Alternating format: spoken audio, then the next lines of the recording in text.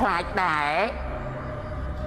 ហើយថ្ងៃមុនណាស៊ីបាយតេថ្ងៃនេះស៊ីបាយតេទៀតហើយស៊ីបាយតេហ្នឹងវាមិនជុំទេងុំមានអ្នកមកធ្វើជាខ្មោចលងនឹងត្មងឃើញហើយវាមួមកបង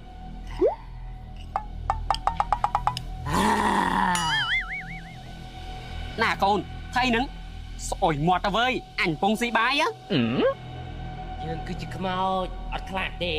ខ្មោចប្រែតហើយបើមិនអោយមកស្អុយមិនទៅចម្លែកស្ទាយតរ៉ាល់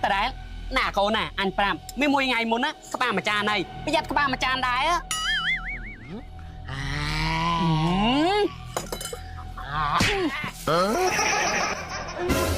ទៀតមែនអាហ្នឹងទុកអញម្ដងឈប់ទុកឲ្យអញទីនេះចូលទៅលងអញចូលចិត្តអញណាគឺខ្លាំងអញ្ចឹង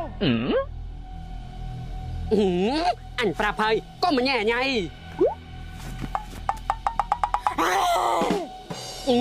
ស្អីមួយទៀតហើយនឹងខ្មោចទៀតតាតិចក្បាលមួយចាន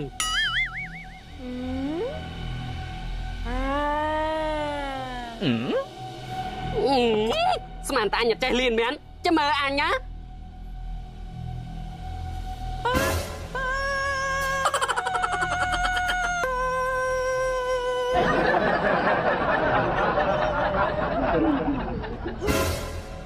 លោកខ្លាចមនុស្សលេចអាចទៅមុខអានោះ